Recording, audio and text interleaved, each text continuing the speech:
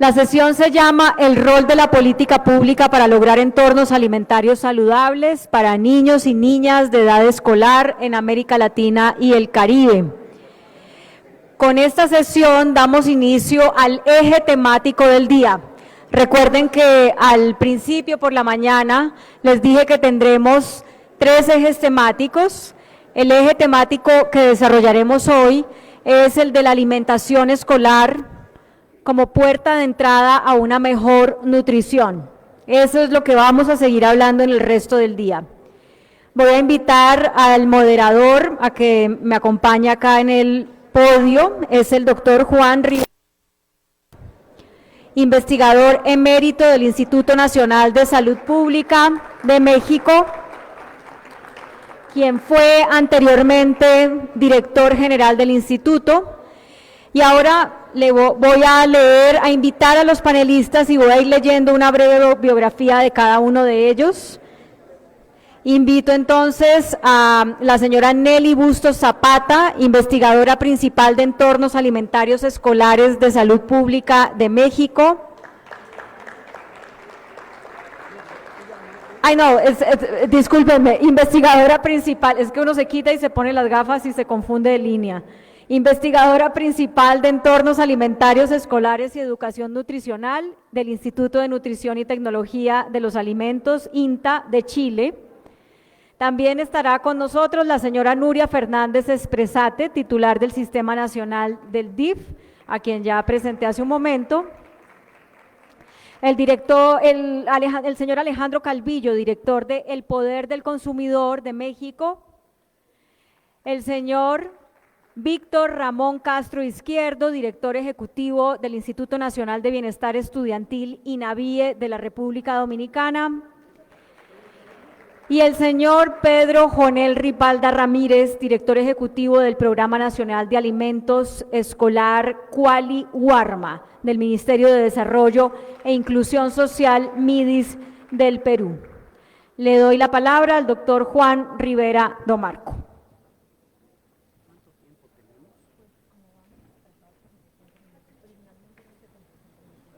Hasta las 13:45 más o menos. 1:45. ¿De Dominicagua? ¿En serio?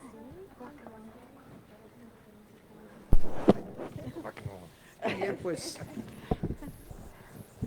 Muchas gracias. ¿Se escucha? No sé.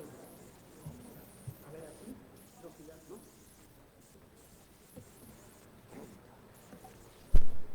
Muchas gracias. ¿Sí se oye ahora? Perfecto. Bueno, pues buenas tardes.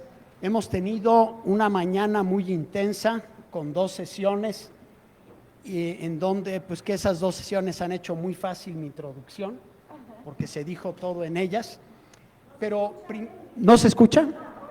A ver, así. Hay que tenerlo bien puesto al lado de… Muy bien. Muchísimas gracias por la invitación a este Foro Regional de Alimentación Escolar, tanto al Gobierno de México como al Programa Mundial de Alimentos. Y como bien nos decía Claudia, se trata del rol de las políticas públicas para lograr un entorno alimentario saludable para niñas y niños de edad escolar en América Latina y el Caribe.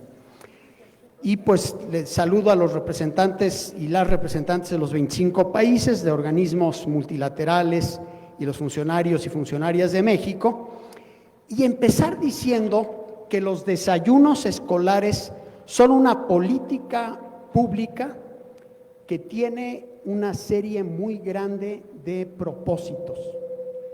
Además de su función como agente educativo, es decir, como promotor de aprendizaje, el sistema educativo ofrece grandes oportunidades únicas. La primera es una oportunidad que tiene que ver con la salud, particularmente salud alimentaria. La segunda, oportunidad de protección social. Y la tercera es reducir el deterioro de nuestros sistemas alimentarios en los sistemas naturales de la tierra. Es decir, que la escuela nos ofrece una vía de entrada para la transformación de los sistemas alimentarios. Y en salud tenemos la oportunidad de ofrecer alimentación saludable, alimentación fresca, mínimamente procesada o no procesada, y evitar los alimentos ultraprocesados y las bebidas azucaradas que generan obesidad, enfermedad crónica y muerte prematura.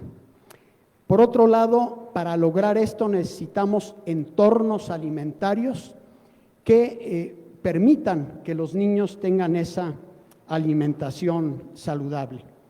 En términos de protección social y de equidad, la inseguridad alimentaria y la pobreza en nuestra región es muy alta, sabemos, hay una gran inequidad, y los alimentos en las escuelas pueden ser un vehículo para mejorar la seguridad alimentaria y para hacer más equitativa la alimentación de las niñas y niños escolares. Y finalmente, mediante la adquisición pública de alimentos por parte de las escuelas, sobre todo enfocándose en alimentos frescos, no procesados, producidos localmente por pequeños productores, utilizando técnicas agroecológicas sustentables, podemos entonces dinamizar las economías locales y podemos también proteger la salud del planeta. Todos sabemos, ya hemos sobrepasado 6 de los 9 límites planetarios y nuestra alimentación es uno de los factores que están contribuyendo al deterioro de los sistemas alimentarios. Finalmente, desde luego en la parte de educación alimentaria y nutricional dentro del currículo, pero también a través de otras oportunidades como huertos escolares, donde los niños pueden aprender a producir alimentos, acercarse a los alimentos naturales.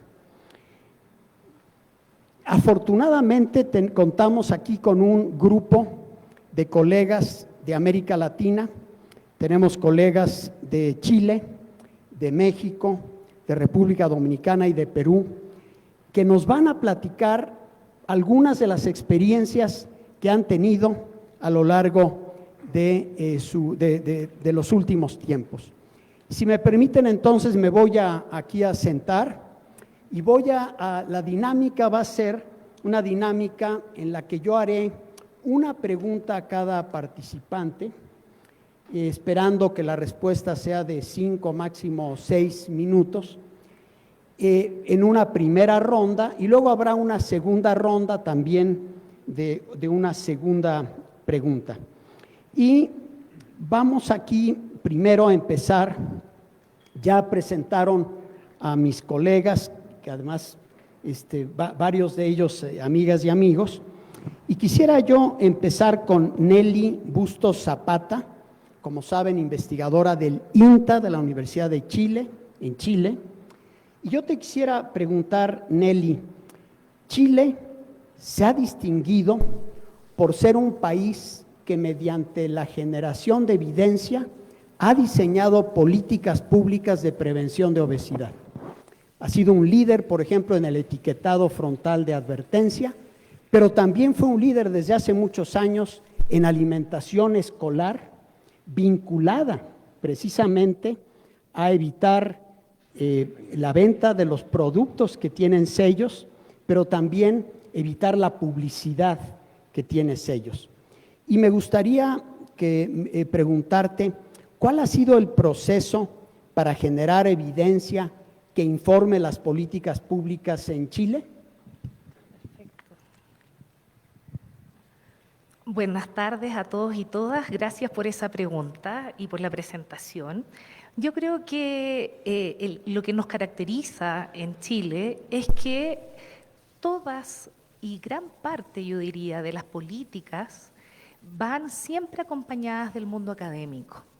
¿Por qué? ¿Por qué es relevante esto? Primero, porque la evidencia acompaña con información sólida sobre diagnósticos, monitoreos, implementación y evaluación de políticas públicas. Muchas veces el Estado no da para abordar este proceso de políticas públicas con las comunidades.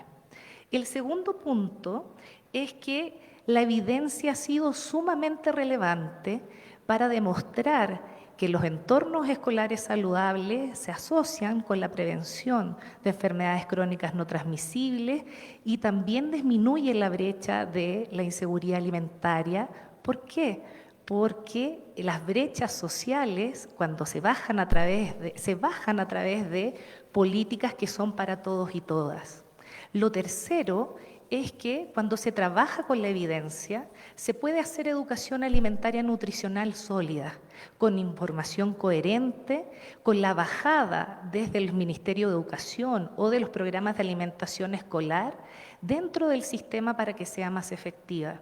Y lo otro es que en la generación de políticas públicas, como bien dijo el doctor Rivera, trabajar y explorar lo que sucede en los territorios es fundamental. Por eso, la evidencia tiene que ser no solamente sólida y locuante, también es importante la evidencia cualitativa. La evidencia que genera instancias de escucha con la comunidad es fundamental.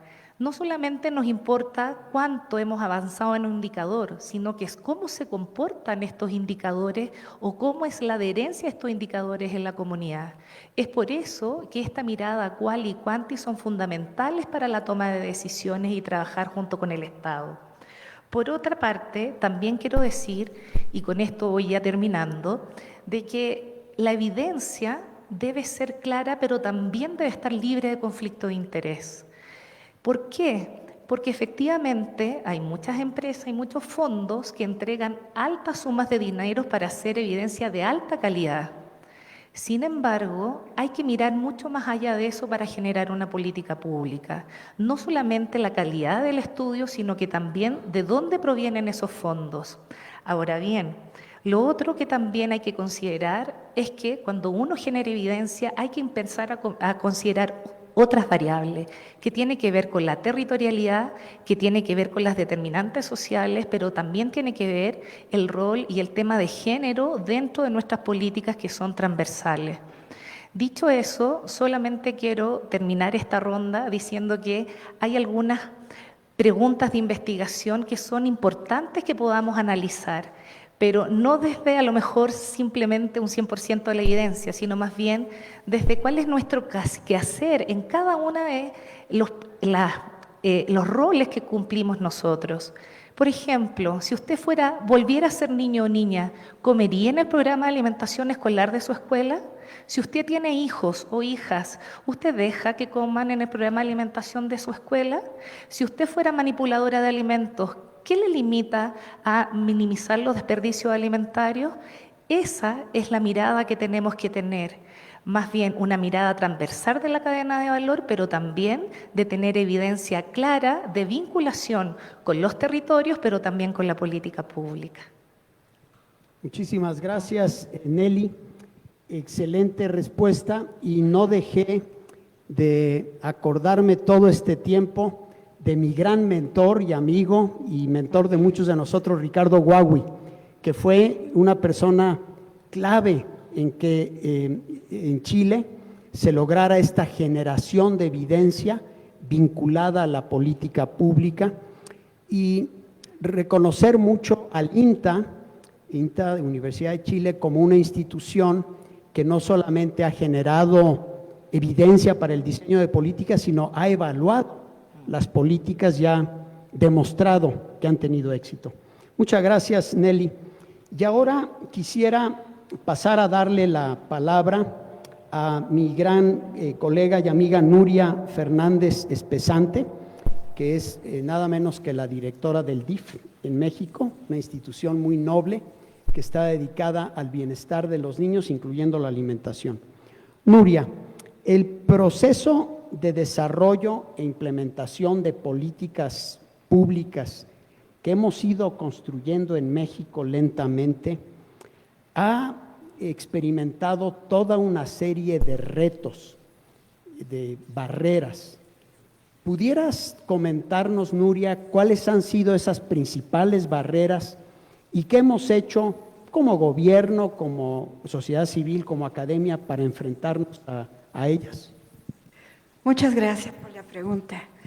Y decir además que el Instituto de Salud Pública fue para crear evidencia responsable, clave durante la pandemia, en las conferencias vespertinas y apoyando todo el proceso para enfrentar la situación del COVID. Muchas gracias.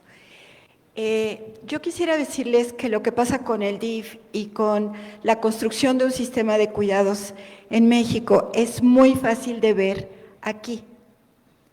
Piensen que aquí donde estamos era un lugar para un solo hombre y su familia. Todo este espacio, Los Pinos. Ahora es la Casa del Pueblo y la han visitado ya 13 millones de personas.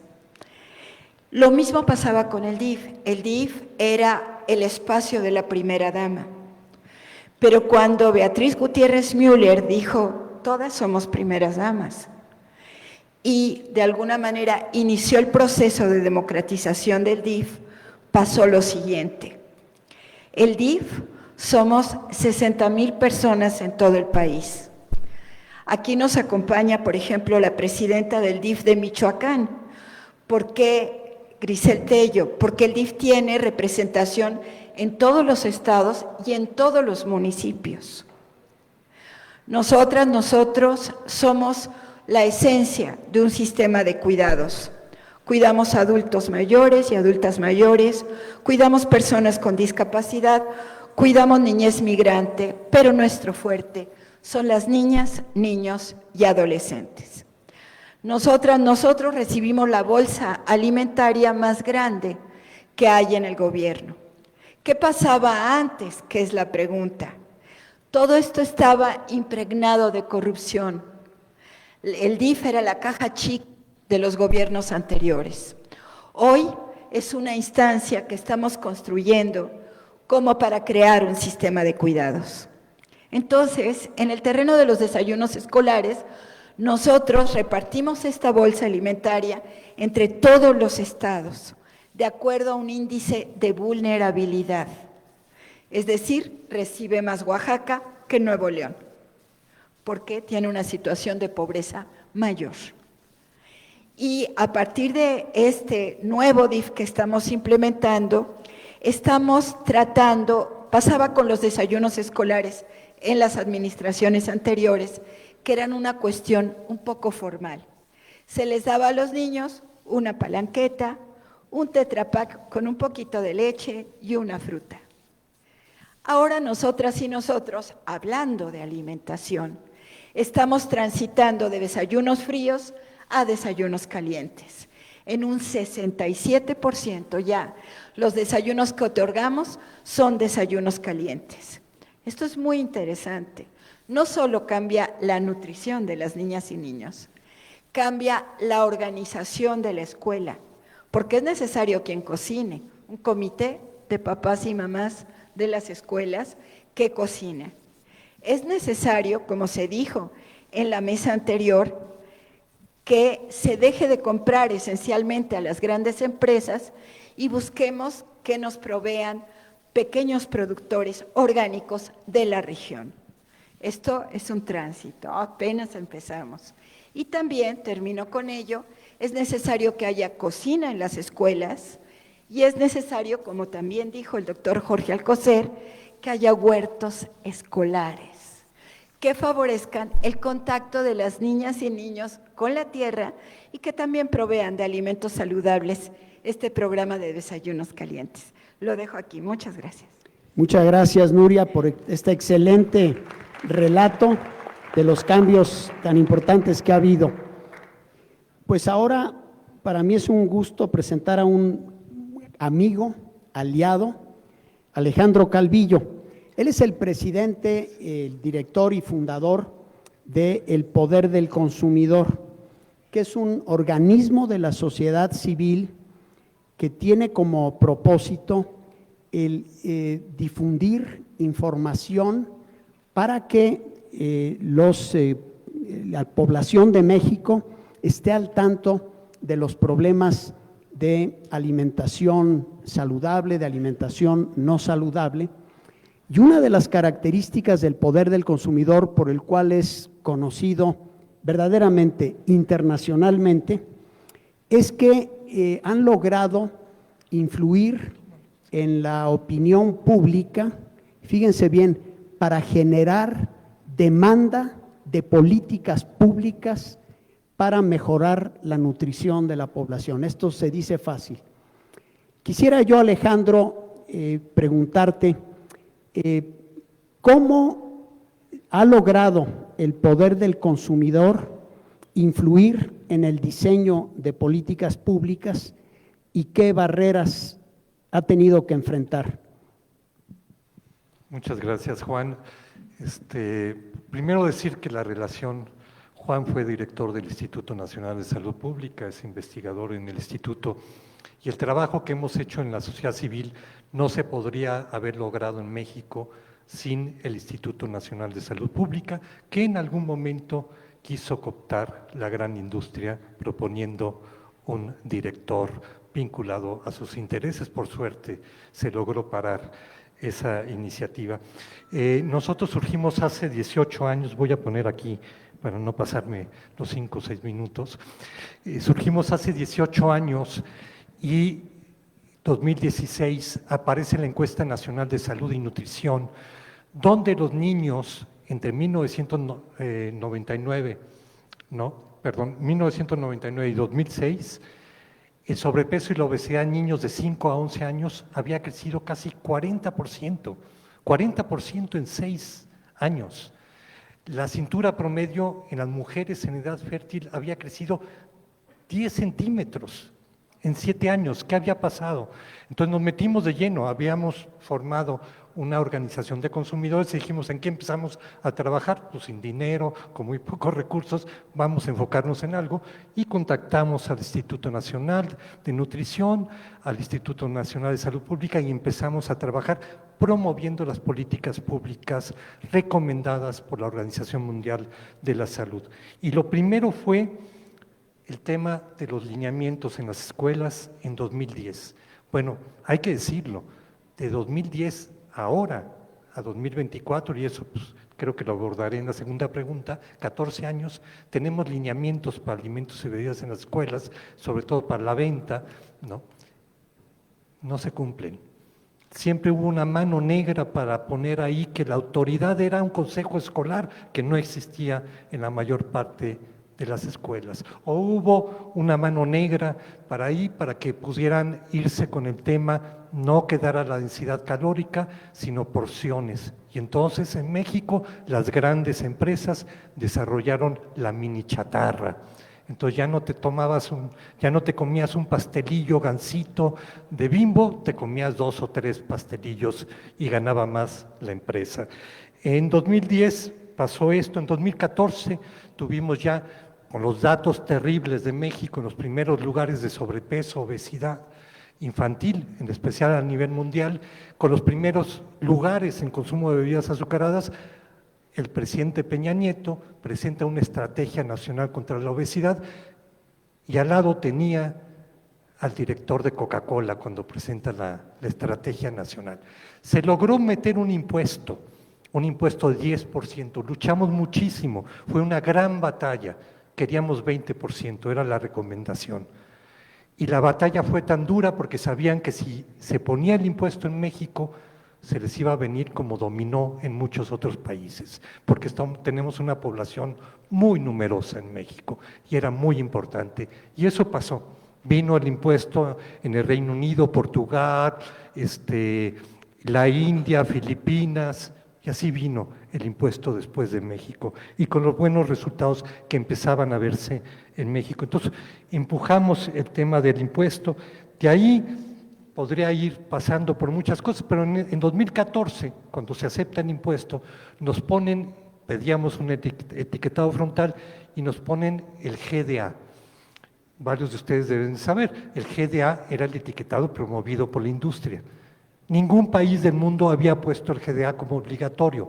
Uno de los grandes problemas, bueno, primero, no se entendía por nadie, ¿sí? Había que hacer reglas de 3.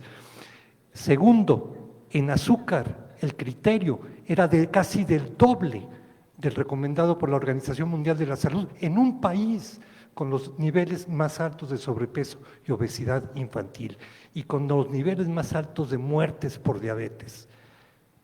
Eso nos lo pusieron de manera obligatoria en México. Lo había introducido Coca-Cola primero y después COFEPRIS, que es la Comisión Federal de Protección frente a Riesgos Sanitarios, encargada de esto, introduce el GDA y lo vuelve obligatorio. Nos amparamos, hacemos procesos y a través de unos procesos legales en Estados Unidos logramos que un juez pida información a la empresa Coca-Cola y obtenemos los correos electrónicos medios tachados y demás entre Coca-Cola y los principales funcionarios de COFEPRIS hablando del etiquetado frontal. COFEPRIS, por acceso a la información, le habíamos pedido que nos diera, ¿no?, 2 grupos de trabajo que habían desarrollado las actas y oficialmente nos dijeron no hubo grupo de trabajo. Es decir, diseñaron esto. Nosotros presentamos una denuncia ante la Secretaría de la Función Pública contra estos altos funcionarios de COFEPRIS. El principal de ellos, no me pregunten dónde trabaja, es coordinador de asuntos gubernamentales de Coca-Cola, el señor Patricio Caso, y lo pueden revisar. Eso es lo que enfrentamos. Un minuto más, Alejandro. Uno tras otro, esta interferencia de la industria, y entonces aquello que era nuestro primer objetivo de promover las políticas públicas se ha tenido que acompañar de estar denunciando la interferencia de la industria. Que hay que decirlo nada más, este gobierno cuando entró en la Secretaría de Salud, tenían un organismo, el Observatorio Mexicano de Enfermedades No Transmisibles, con 20 asientos, 10 de ellos ocupados por asociaciones empresariales o asociaciones civiles vinculadas a Coca-Cola. Y pongo el ejemplo de Coca-Cola, pero Nestlé también estaba ahí y las demás empresas. Ese es el trabajo que hacemos desde sociedad civil. Gracias. Muchas gracias, Alejandro, y qué pena que tenga yo que interrumpirlo porque creo que estábamos muy divertidos todos escuchando y un poco también escandalizados, ¿no? Todos escuchando esto. Bueno, y ahora me da muchísimo gusto darle la palabra al señor Víctor Ramón Castro Izquierdo de la República Dominicana. La República Dominicana cuenta con un programa de alimentación escolar que cubre a más de 2 millones de estudiantes a través de 4 modalidades diferentes y recientemente ha impulsado la distribución de frutas frescas a través de su programa de alimentación escolar. Y la pregunta que le haría yo, Víctor, es ¿cómo conducir un esfuerzo como este, que ha sido exitoso y ha tenido una gran aceptación, al próximo nivel, que sería ya un programa a gran escala en el ámbito nacional? ¿Y cuáles serían los retos? Muchas gracias, Juan. Permíteme primero agradecer a nombre del gobierno dominicano, al gobierno mexicano por la hospitalidad, al Programa Mundial de Alimentación en la persona de Gabriela Alvarado por haberme invitado a este encuentro. Y como tú dices, nosotros en INAVIE de República Dominicana manejamos el PAE, que el Programa de Alimentación Escolar de República Dominicana abarca al 20% de la población dominicana. Esto es, a más de 2 millones de estudiantes, profesores y algunos empleados administrativos que participan dentro de los centros escolares. Este programa de política, que es el programa más grande de política social de la República Dominicana, como le digo, es un programa que va en crecimiento permanentemente, es un programa en proceso de mejoría en todos los sentidos, pero específicamente en los últimos 3 años nosotros hemos encaminado esfuerzos en prácticamente en reducir azúcares, en reducir grasa y en reducir sales. En este sentido nosotros hemos logrado reducir en un año en República Dominicana, en 2 años logramos reducir más de 18 millones de consumo de azúcar porque eliminamos un néctar que contenía un alto porcentaje de azúcares que era el protagonista en términos de impacto en diabetes en la población escolar.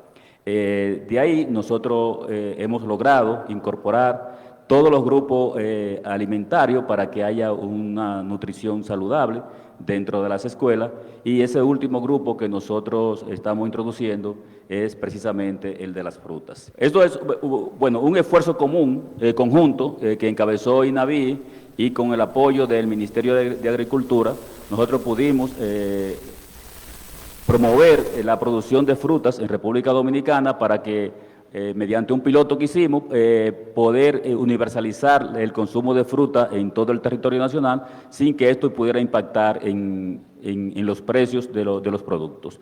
Pero además del Ministerio de Agricultura, nosotros también pudimos incorporar otros sectores gubernamentales y no gubernamentales. Precisamente nosotros, ¿cómo lo hicimos? El año escolar pasado, 23-24, nosotros empezamos un piloto de entrega de frutas en muchos centros escolares con la ayuda de los suplidores y logramos impactar el año escolar pasado a unos 27,000 estudiantes. Sin embargo, ese piloto no sirvió para que afortunadamente el 26 de agosto, el lunes próximo pasado, en República Dominicana, el 100% de los estudiantes de la escuela pública preuniversitaria empezaron a recibir frutas. Y con esto completamos el grupo alimentario que hacía falta en los centros escolares de República Dominicana. Y esto pudimos hacerlo gracias a la socialización y a la articulación de muchos sectores público y privado en la República Dominicana, y especialmente con la sensibilización y la preparación de los suplidores, que son los que nos sirven estos productos dentro de la escuela. Asimismo, como nosotros pudimos socializar este tema para que hoy día se haya universalizado en República Dominicana el consumo de frutas frescas en lugar de un néctar azucarado, asimismo nosotros pudimos articular acciones para poder aprobar, y ya eso fue aprobado hace alrededor de un mes en República Dominicana, la Ley de Alimentación y Nutrición Escolar. Eso fue aprobada, bueno, en una primera etapa en la Cámara de Diputados, y ahora esperamos que sea refrendado en la Cámara de Senadores. Con lo cual damos un paso importante porque vamos a reglamentar todo lo que tenga que ver con el entorno de la escuela, pero lo más importante en esta ley, aparte de que también manda a un desayuno caliente, pero lo más importante es que esta acción de la alimentación escolar en República Dominicana es una acción de gobierno hasta este momento y no una acción de Estado. Con esta ley nosotros vamos a lograr que la alimentación escolar sea no la voluntad de un gobierno, sino la responsabilidad y el compromiso del Estado dominicano. Muchísimas gracias, Víctor, y muchas felicidades a República Dominicana. Creo que muchos sentimos envidia de la buena, y seguramente de su experiencia podemos aprender mucho. Muchas gracias. Y ahora me da muchísimo gusto darle la palabra a Pedro Jonel Ripalda Ramírez, del Perú. En el Perú, el programa de alimentación escolar ha fungido como la puerta de entrada para una política pública que mejora la nutrición para niños y niñas en edad escolar. ¿Cómo ha evolucionado esta política pública a través de los años? ¿Qué cambios han sido necesarios para cumplir con el objetivo? Si nos hace favor, Pedro, adelante. Muy buenas tardes. En primer lugar, agradecer a México por la hospitalidad, por este gran recibimiento, y asimismo al Programa Mundial de Alimentos por la organización de este evento. Efectivamente, en el Perú tenemos un programa nacional de alimentación escolar denominado Jaliwarma, que es un dialecto, una palabra escrita en quechua, que significa niño vigoroso. El programa ha cumplido este año 12 años de su existencia, pero para poder contextualizar y poder resumir en este breve tiempo cuáles han sido estos principales hitos, comenzaría diciendo que en el Perú, desde el año 93, tenemos en el marco constitucional de nuestra Constitución un artículo en donde se garantiza tanto el acceso universal a la educación básica como también a la alimentación. Y esto consideramos un hito importante, puesto que nos da un marco no solamente legal, sino garantista de que esto es un derecho para nuestra población escolar. Y es así que hemos tenido algunos hitos, como el que mencionaba en el año 2012, que es donde inicia el programa Nacional de Educación Escolar, Jaliwarma, que proviene de algún programa que existió anteriormente, que era un programa de asistencia alimentaria. Y en esta línea de tiempo ha prácticamente duplicado la población beneficiaria desde su creación. Cuando empezamos teníamos 2.3 millones de escolares distribuidos en 38.000 instituciones educativas y hoy, al 2024, tenemos más de 4 millones de escolares a los cuales le damos el servicio de alimentación escolar en distintas modalidades, los cuales se distribuyen en más de 65.000 instituciones educativas que son distribuidas en todo el Perú. Este programa tiene un origen que también nace en un modelo de gestión bastante interesante, que es un modelo en el cual nosotros denominamos un modelo de cogestión, en el cual tienes diferentes actores involucrados, que no solamente es el actor del sector público, es decir, el funcionario público o en este caso el programa que forma parte del Ministerio de Desarrollo e Inclusión Social, sino también que tiene a la sociedad civil organizada que forma parte de uno de los actores que toman un rol importante, como también al sector privado, que participan como proveedores para el abastecimiento. Y en esta operación logística que hoy tenemos, que se constituye en una de las operaciones logísticas más importantes del Perú, puesto que no solamente tiene este gran reto de poder llegar a todas las regiones con la gran diversidad geográfica que tenemos, con la gran diversidad cultural, sino también por los importantes montos presupuestarios que actualmente administramos. Son más de 680 millones de dólares que actualmente el programa, el Estado, destina anualmente para poder dar este servicio, pero que hoy tiene los principales retos en poder adaptarse, luego de 3 años de pandemia, adaptarse con mucha resiliencia en un proceso de organización, adaptarse a poder tener compras locales, venimos trabajando el tema de comidas calientes, el poder también tener una compra a productos provenientes de la agricultura familiar y aplicar nuevos modelos no solamente operativos, sino poder apostar también a productos como lo venimos haciendo, como puede ser el arroz fortificado y otros que puedan también coadyuvar a mejorar los estados nutricionales de nuestra población.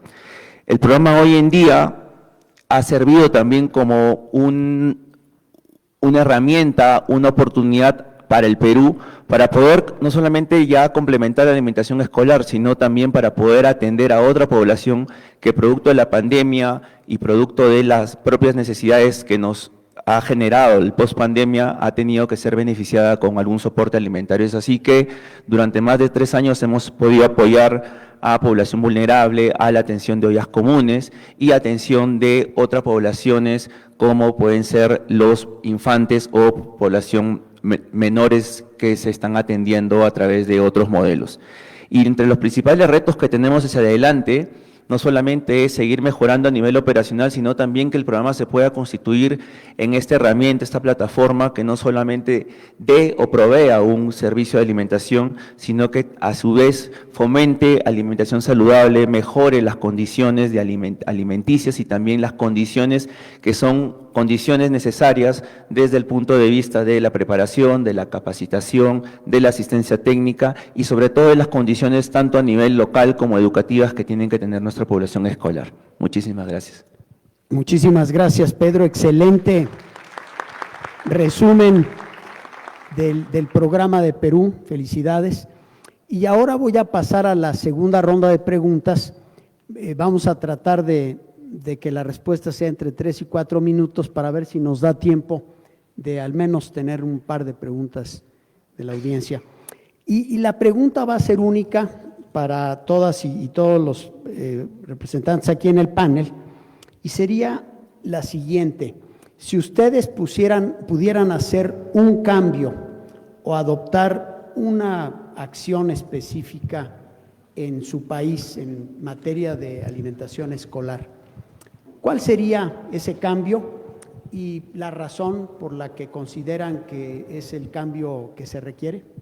Por favor, Nelly, para Chile. Muy buena pregunta. Se me ocurren muchas cosas, pero voy a tener que elegir una sola. Voy a partir del marco que yo creo que lo más relevante, no solamente para Chile, sino que para todos los países de la región, es tener un concepto mancomunado, que qué es lo que estamos buscando con los programas de alimentación escolar y los entornos escolares saludables. Yo creo que eso es un gran desafío. ¿Por qué? Porque todos los programas bajan a través de distintos ministerios, pero si bien es cierto, tuviéramos un concepto mancomunado de lo que buscamos, nos abriría las puertas en la bajada operativa de los programas de alimentación escolar y los entornos. ¿Qué haría en Chile? Básicamente Chile se caracteriza por ser cambios estructurales, trabajar en política pública. Sin embargo, no nos podemos quedar con que tenemos instaurada la cobertura, una buena cobertura del programa de alimentación escolar. Tenemos que avanzar hacia la calidad y la variedad y también posicionar la agricultura familiar campesina como buen insumo de alimentos para el programa. Yo creo que ese es un gran desafío, cuesta, pero tenemos que trabajar en ello. Por otra parte, también, y con esto la cosa que nos queda pendiente, es que si bien es cierto, tenemos medidas estructurales y organismos internacionales hablan de que tenemos que tener medidas estructurales, medidas praxeológicas como cursos de cocina, medidas asociadas al conocimiento, educación alimentaria, nutricional, me sigue dando vuelta en la cabeza es que ¿dónde están nuestras instancias conversacionales? ¿Dónde está ese lineamiento de escuchar a las comunidades educativas para operativizar las medidas estructurales? Yo creo que ese es el gran desafío que tenemos. Voy a ordenar, entonces, un concepto mancomunado de lo que estamos buscando en la región. Segundo, en que tenemos que generar instancias de escucha. Y tercero, básicamente, es empezar a trabajar en medidas no solamente estructurales, sino que también operativas y monitoreo y avanzar hacia la calidad y variedad de los alimentos que se entregan. Excelente, Nelly, muchas gracias. Nuria, y obviamente si prefieres enfocarlo al DIF, no necesariamente tendría que ser los programas de alimentación escolar, pero ¿cuáles serían, digamos, el cambio que tú buscarías? Bueno, no le enfocaría al DIF solamente porque el gran programa de alimentación escolar que existe en el país es el DIF. Entonces es hablar del conjunto del país. Básicamente sería abandonar el asistencialismo. ¿Qué quiere decir el asistencialismo? Le doy 10 vestiditos a 10 niñitas y todo el mundo está contento en el gobierno porque hizo algo. Nosotros, con el gobierno de Andrés Manuel López Obrador, nos inclinamos por las políticas públicas universales. Si le preguntas a Andrés Manuel, ¿cuántas adultas y adultos mayores van a recibir una pensión? Te va a decir todas y todos. ¿Y qué problema tenemos? Nosotros, como venimos de una experiencia anterior, ahorita me preguntaba Alejandro, con mucha sabiduría, cubrimos nada más el 46% de las escuelas y el 27%, ¿verdad? Ahí está Graciela, mi directora de alimentación, 27% de las niñas y los niños. En el programa de los 1000 días, que es muy interesante porque se refiere a el bebé antes de nacer y el bebé recién nacido en estos primeros 1000 días, solo atendemos 200,000 bebitos y bebitas, pero hay 1 millón. Entonces tenemos un déficit de atención. ¿Cuál es el objetivo que tiene el DIF y creo que el Gobierno de México? La universalidad de los desayunos escolares calientes y la universalidad también de la atención en los primeros 1000 días de vida. Esa sería. Gracias, Nuria. Excelente, Nuria, muy concreta, te agradezco mucho. Y bueno, ahora le voy a preguntar a Alejandro Calvillo, hacerle la misma pregunta para México. Si tomamos la información de que en México los niños, cada niño, cada día en la escuela consume más de 500 calorías. 3 estudios diferentes lo confirman, 2 del Instituto Nacional de Salud Pública. Nosotros el año pasado conseguimos, la compañera acá que se encarga de la campaña de escuelas, la basura de una secundaria de 400 alumnos.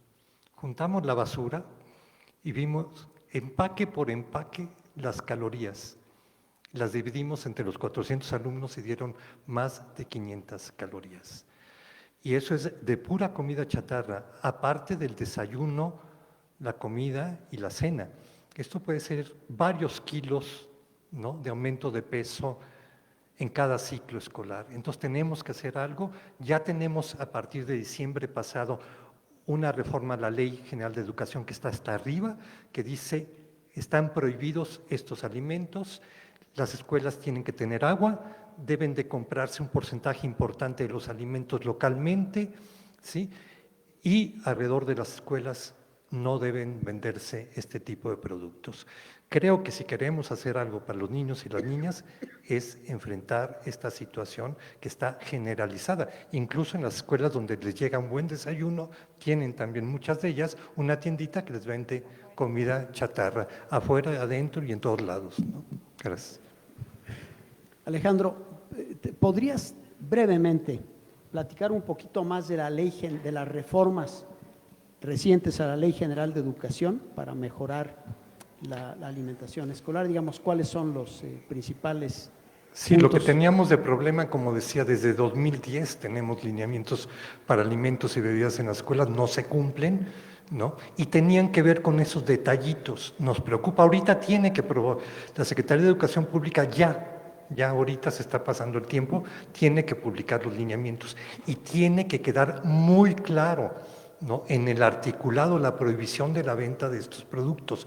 Tiene que quedar muy claro quién es el responsable, tiene que ser la autoridad educativa, el Estado tiene que garantizar que los espacios educativos, ¿no?, son ambientes saludables, lo tiene que hacer. O sea, todo tiene que quedar claro. Si cambian una palabra, que es lo que han hecho en el pasado, no se aplica nada y estamos con este problema. Estamos seguros de que si viene esta modificación, si se publican los lineamientos y se empiezan a aplicar, el país va a dejar estos primeros lugares en sobrepeso, obesidad, y que se espera que cada niño mexicano nacido a partir de 2010, mexicano o no mexicano, pero que está en este ambiente, ¿sí?, nacido a partir del 2010, va a desarrollar, 1 de cada 2 va a desarrollar diabetes. La esperanza de vida, de acuerdo a la OCDE, se está reduciendo en México 4 años por el problema de la obesidad. O sea, es una epidemia de la que no se habla. Y así nos fue con COVID, ¿no? Así nos fue con la COVID en México. Muchas gracias, Alejandro. Y aprovechar también de comentar que en México se acaba de expedir hace algunos meses la Ley General de Alimentación Adecuada y Sustentable.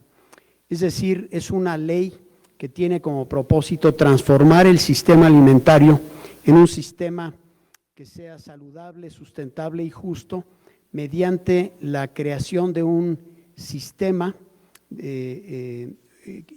intersecretarial de alimentación saludable que va a tener su expresión en los ámbitos federal, ámbitos estatales y ámbitos locales, y que entiendo que estamos ya muy cerca de tener también un reglamento, de modo que ahí también desde luego se incluye algunos artículos referentes a alimentación escolar.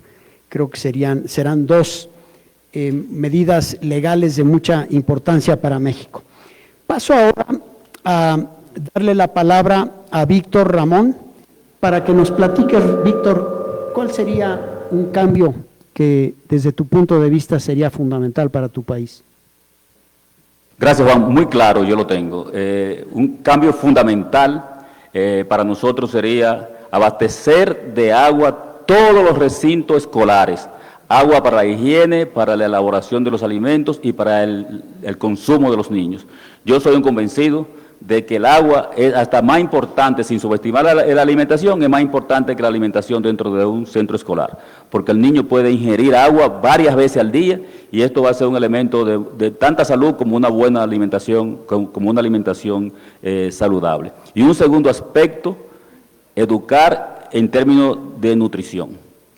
Nosotros, todos los que estamos aquí, todos los países, yo sé que aparte de llevar la alimentación a los centros escolares, también nosotros llevamos educación nutricional con los profesores, con los padres de los niños, con los mismos niños, pero ¿y el entorno?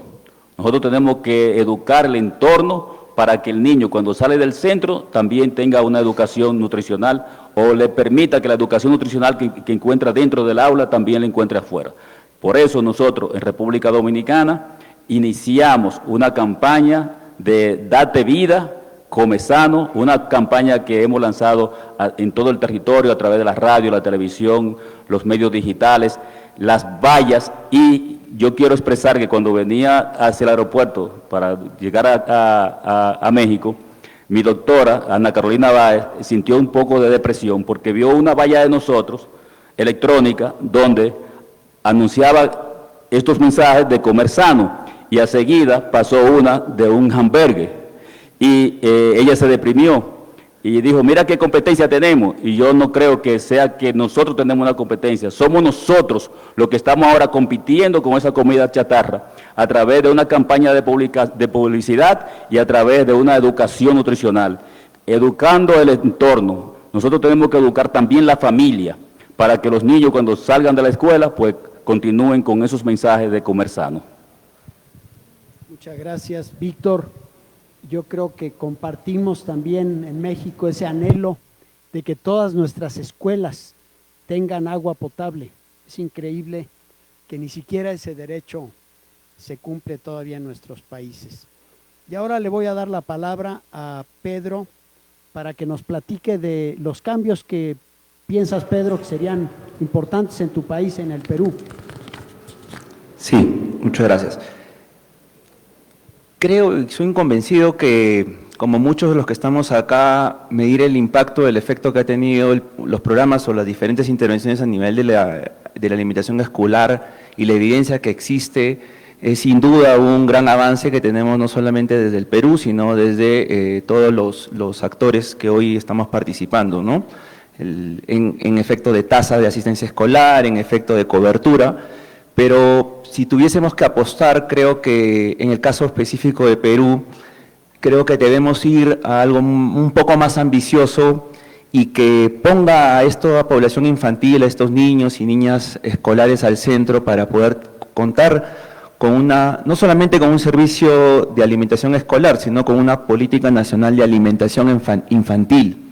Creo que lo que venimos haciendo desde el Estado y de los diferentes actores ha sido un gran esfuerzo, pero hoy en día necesitamos también rectoría, gobernanza, articulación, para poder hacer que todo este esfuerzo pueda ser eficiente y pueda ser una respuesta de impacto a los principales desafíos que hoy hemos mencionado y que compartimos, desafíos que tienen que ver con la protección social, con la salud, con los efectos que tiene actualmente también la industria, pero también teniendo en cuenta que nuestros niños y niñas no solamente se van a alimentar 180 o 184 días de un periodo escolar, nuestros niños y niñas se alimentan los 365 días del año y cada día necesita saber qué es lo que deben y qué es lo que deben y pueden consumir para tener una alimentación saludable.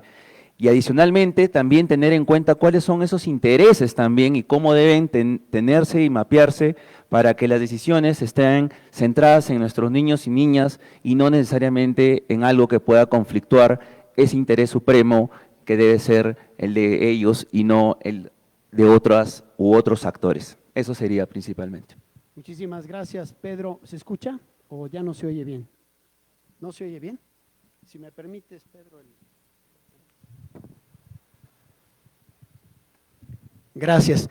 Bueno, hemos tenido respuestas a esta última pregunta muy interesantes que denotan además la heterogeneidad que tenemos en nuestros diversos países en términos de infraestructura, en términos de modalidades de alimentación y de necesidades.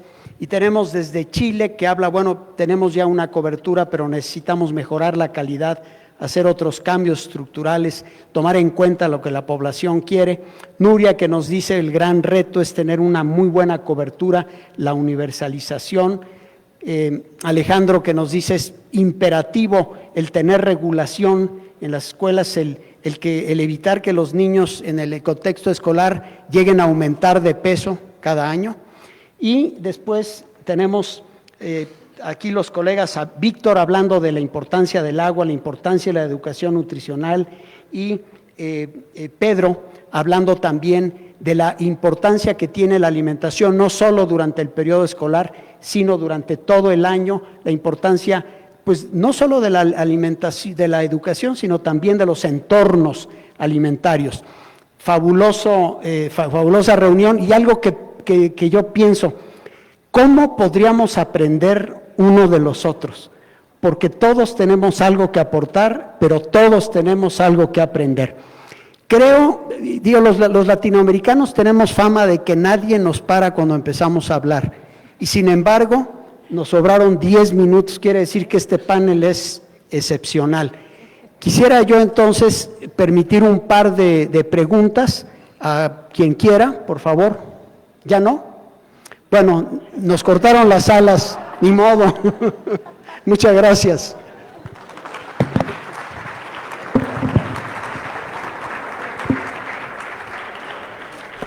Bueno, a Juan Rivera, muchas gracias.